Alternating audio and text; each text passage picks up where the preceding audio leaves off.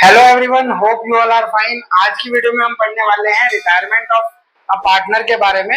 Retirement of a partner हमारा topic है जो कि 12th क्लास में अकाउंट्स की बुक में बच्चे चैप्टर नंबर 5 में पढ़ते हैं। ये रिटायरमेंट ऑफ पार्टनर की पहली वीडियो है। आज से हम इस टॉपिक को शुरू कर रहे हैं, मतलब इस चैप्टर को शुरू कर रहे हैं। आगे आने वाले वीडियो में 4-5 वीडियो में ये चैप्टर कवर हो पाएगा, क्योंकि इसमें टॉपिक बहुत सारे हैं और अलग अलग टॉपिक के लिए मैं अलग अलग वीडियो सेपरेट बनाऊंगा, जिसमें हर एक वीडियो में एक टॉपिक आपका एक्सप्लेन हो जाएगा। इससे पहले मैंने एडमिशन के ऊपर वीडियो बनाई थी, जो कि हमारा चैप्टर नंबर 4 था। ये चैप्टर 5 है। उसमें क्या था, पार्टनर का एडमिशन हो रहा था, मतलब एक नया पार्टनर फर्म में एंट्री कर रहा था, जिसको हम रिकंस्टिट्यूशन ऑफ फर्म भी कहते हैं। मतलब फर्म दोबारा से रिकंस्टिट्यूट होती है। उसमें मैंने आपको बताया था कि जब चेंज इन पीएसआर होता है तब भी फर्म रिकंस्टिट्यूट होती है एडमिशन में, और अब रिटायरमेंट हो रहा है तो इसमें भी फर्म रिकंस्टिट्यूट होगी। इसके बाद डेथ होती है और अमलगमेशन। तो कुछ पॉइंट हैं जिसमें फर्म का रिकंस्टिट्यूशन होता है।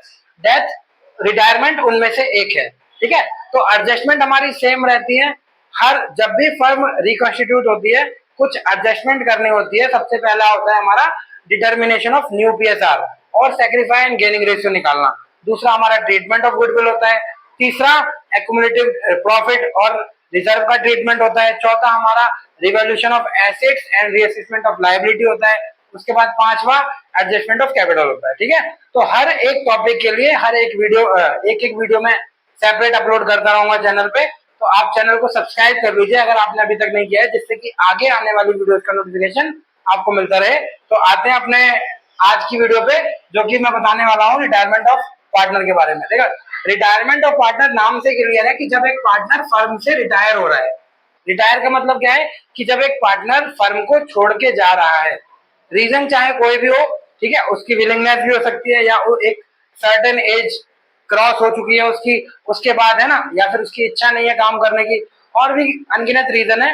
बट रिजल्ट ये है कि वो फर्म को छोड़ के जा रहा है। तो पार्टनरशिप फर्म को छोड़ेगा जब, तो हमें क्या करना होगा, हमें कुछ एडजस्टमेंट करने होंगे।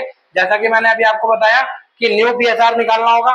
ठीक है, अब एडमिशन में क्या करते थे, हम सेक्रीफाई करते थे, क्योंकि पार्टनर जब कोई नया पार्टनर आता था तो पुराने पार्टनर सेक्रीफाई कर लेते थे।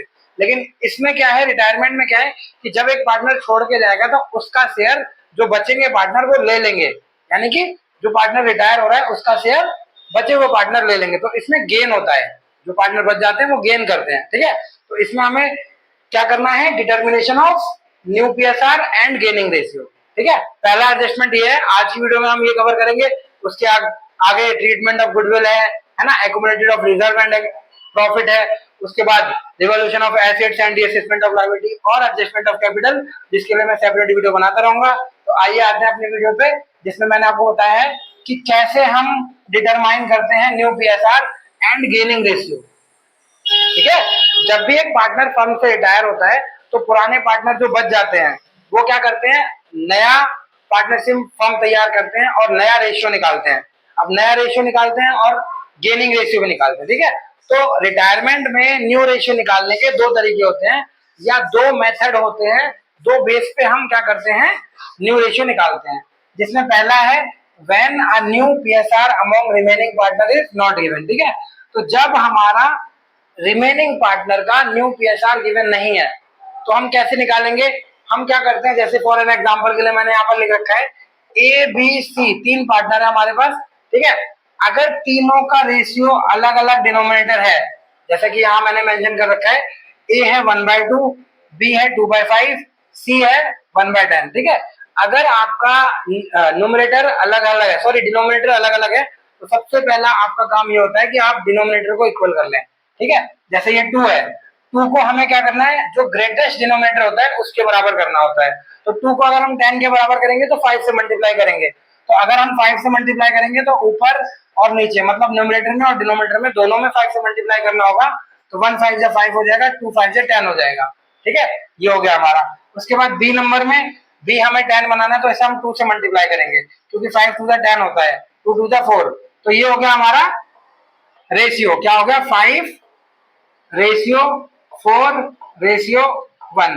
अब कई क्वेश्चनों में क्या होता है, डायरेक्ट रेशियो गिवन होता है। जो मैंने डिनोमिनेटर इक्वल करके निकाला वो आपको ऑलरेडी क्वेश्चन में गिवन होगा। ठीक है, तो अब ये तीन पार्टनर हैं, इनका रेशियो है 5 4 1, और इसमें से एक पार्टनर रिटायर हो रहा है।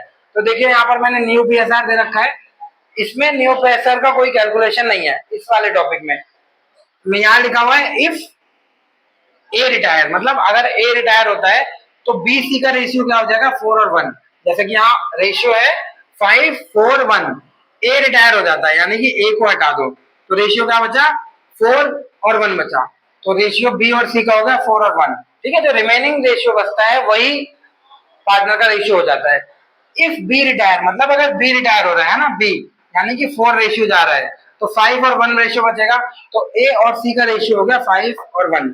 ठीक है, और आगे है इफ सी रिटायर, अगर सी रिटायर होता है तो ए और बी बचेगा, तो ए और बी का रेशियो 5 और 4 हो जाएगा। तो होप आपको क्लियर हो गया होगा, सिंपल है, कोई ज्यादा कॉम्प्लिकेशन नहीं है। मतलब जो पार्टनर जा रहा है उसे हटा दो, बचे हुए पार्टनर का बचा हुआ रेशियो ही न्यू रेशियो हो जाता है। ये हमारा पहला है, when new PSR among remaining partner is not given. Second है, when remaining partner take profit share of retiring partner in agreed ratio. मतलब इसका मतलब क्या हुआ कि जब रिमेनिंग पार्टनर यानी कि वो पार्टनर जो रिटायर नहीं हो रहे, उन्हें हम रिमेनिंग पार्टनर कहेंगे। ठीक है, वो पार्टनर जो रिटायर नहीं हो रहे उनका रेशियो है ना, सॉरी, वो टेक कर लेते हैं profit sharing ratio of retiring partner in agreed ratio. Agreed ratio का मतलब क्या है कि एग्री हुए रेशियो में, यानी कि आपस में डिस्कस कर लेंगे जो भी एग्रीमेंट होगा, तो उस रेशियो में रिटायरिंग पार्टनर का टेक कर लेंगे प्रॉफिट शेयर, है ना, रिमेनिंग पार्टनर। तो लिखा हुआ है when remaining partner take profit share of retiring partner in agreed ratio. ठीक है, रिटायरिंग पार्टनर का प्रॉफिट शेयर ले लेंगे एग्रीड रेशियो में। एग्रीड रेशियो कुछ भी हो सकता है, इक्वल भी हो सकता है या फिर कोई अलग रेशियो भी हो सकता है। तो यहाँ पर जैसे फॉर एन एग्जांपल मैंने 3 पार्टनर दे रखे हैं ए बी सी, यहाँ पर 3 पार्टनर है ए बी सी, रेशियो मैंने वही मतलब पहले वाला क्वेश्चन ही कंटिन्यू कर दिया, 5 4 1 इनका रेशियो है। और यहाँ लिखा हुआ है सी रिटायर हो रहा है, A and B take C share in equal ratio. ठीक है, सी रिटायर हुआ, ए और बी ने सी के रेशियो को इक्वल रेशियो में ले लिया, सी के शेयर को इक्वल रेशियो में ले लिया। तो एडमिशन में हम क्या करते थे, रेशियो देते थे तो वहां सेक्रीफाई निकालते थे, यहाँ हम रेशियो ले रहे हैं तो यहाँ हम गेन निकालेंगे, तो गेनिंग शेयर निकालेंगे, है ना, कि अगर हमने शेयर ले लिया सी का, ए और बी ने सी का शेयर ले लिया, तो कितना कितना शेयर लिया है वो गेनिंग शेयर निकालना पड़ेगा। यहाँ बोला गया है इक्वल, अब इक्वल की जगह कोई और रेशियो भी हो सकता है, जैसे 2 1 हो गया या 3 2 हो गया या 4 6 4 हो गया, तो कुछ भी रेशियो हो सकता है। अब करेंगे कैसे, देखिए सी का शेयर है 1/10, ठीक है, तो 1/10 का 1/2 किसने ले लिया, ए ने, क्योंकि इक्वल बोला था यहाँ पर, इक्वल का मतलब 1/2 होता है, तो ए 1/10 का 1/2, ए का गेन हो गया, ये होगा ए का गेन हो गया 1/20, और बी का भी सेम ही होगा 1/10 का 1/2, ये बी का गेन हो गया 1/20। ठीक है, अब इसके बाद ये गेनिंग शेयर हो गया, तो न्यू पीएसआर कैसे निकालेंगे, यहाँ न्यू पीएसआर मैंने बता रखा है कि ओल्ड रेशियो में गेनिंग शेयर को जब हम प्लस कर देंगे तो हमारा न्यू पीएसआर आ जाएगा।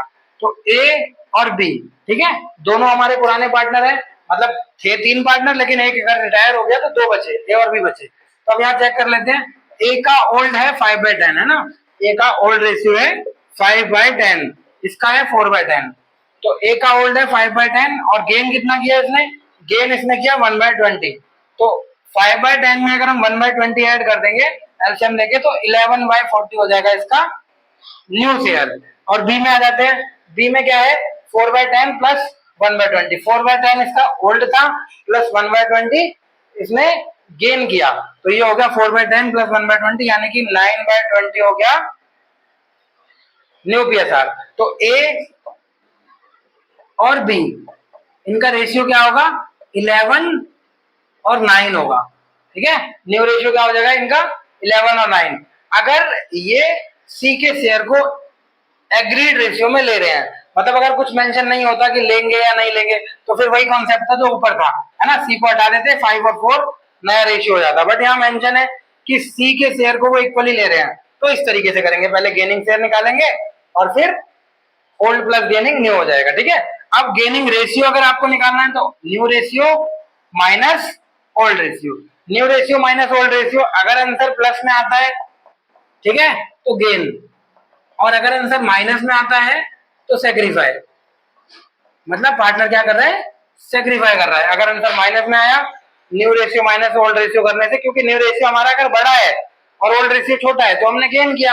अब न्यू रेशियो छोटा है और ओल्ड रेशियो बड़ा है मतलब माइनस में, तो हमने सेक्रीफाई किया। तो ये हो गया हमारा क्या, दो तरीके से निकालते हैं न्यू पीएसआर। पहला, जब कुछ मेंशन नहीं है ना, remaining partner is not given, new share नहीं गिवन है। और दूसरा कि when remaining partner take profit share of retired partner in aggregate ratio. तो दोनों टॉपिक कवर हो गए, ठीक है। अब ये इस वीडियो में मैंने कवर कर दिया determination of new PSR and gaining ratio. Next video जो आपको बनेगी उसमें मैं आपको ट्रीटमेंट ऑफ गुडविल बताऊंगा कि रिटायरमेंट में ट्रीटमेंट ऑफ गुडविल कैसे करते हैं, वैल्यूड गुडविल का क्या करते हैं, ओल्ड गुडविल का क्या करते हैं। तो बने रहिए हमारे साथ, चैनल को सब्सक्राइब कर लीजिए। वीडियो अगर पसंद आई हो तो वीडियो को लाइक कर दीजिएगा और कमेंट करके बता दीजिए अगर कहीं कोई डाउट लगता है तो मैं कोशिश करूंगा डाउट सॉल्व करने की। बाकी चैनल को सब्सक्राइब करना है आपको ताकि आगे नोटिफिकेशन आपको मिलता रहे। मिलते हैं आप तक नेक्स्ट वीडियो में, तब तक के लिए बाय बाय, टेक केयर।